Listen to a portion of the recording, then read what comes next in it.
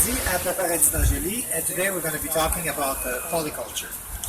Polyculture as opposed to monoculture. Monoculture is the way that most agriculture fields are done.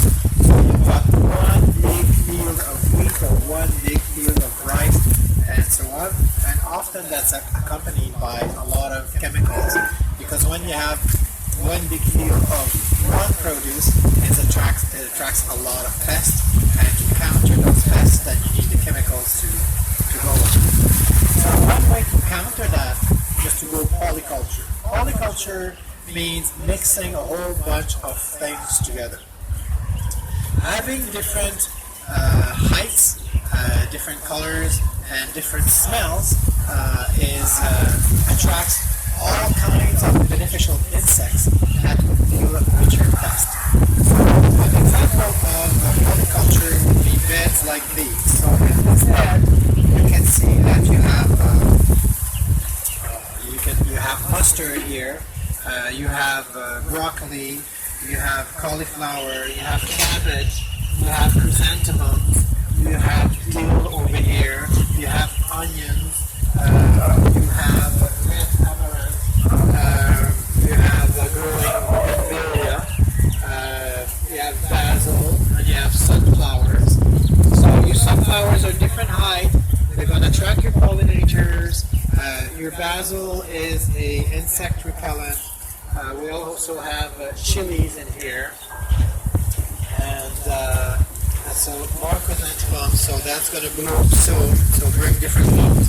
So as I said earlier, we're going to have different colors, different heights, different smells, and that's going to confuse the pest. So, and in here there's so many things that it becomes kind of a little ecosystem where there's going to be a lot of different insects. So your pest has a lot less chances of survival. So for example, if you plant a whole bed of carrots, then you're going to have carrot flies for sure, because the pest can really smell it right away and say, well, that's where the carrots are. Or the cabbage moth, will say, okay, well, look, it's full of cabbage, you can smell it. But here, it's much harder to smell it with all of these different herbs and flowers and vegetables mixed together. So that's and also the other advantage to polyculture is that, and a lot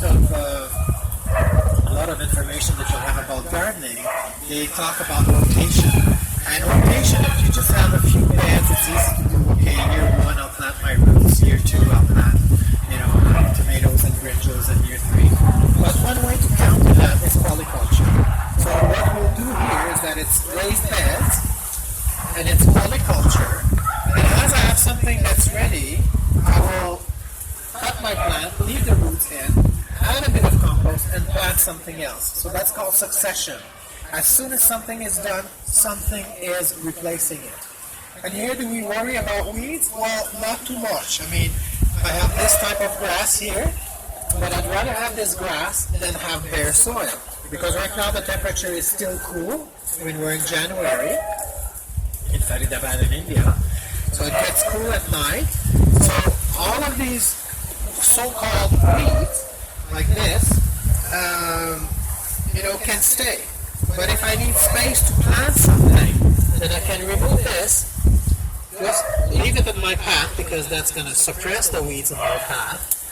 And now I've created a bit of space, right, to plant something else. I could plant some more of these onions here. I could plant another cabbage. So, I work with the weeds. I work with them, as opposed to be a big problem. So that way, the weeds are not a problem, and your beds can be, in Faridabad anyway, 12 months of the year productive. As soon as you remove something, you plant something new. So if you're doing gardening in raised beds, I really suggest the polyculture, and you can also use the method of square foot planting, and you'll see on YouTube there's tons of ideas on square foot planting. So by square foot we say, okay, we can put one broccoli, one cauliflower, a zucchini takes 2 square feet, but I can plant like 4 cabbages or 16 carrots and so on. Then you just mix all of your different types of vegetables, and as you can see, we have absolutely no aphids, we have no cabbage moth, and there's no pests anywhere that we have to deal with. So that's the advantage of polyculture. Thank you very much. See you in the next video.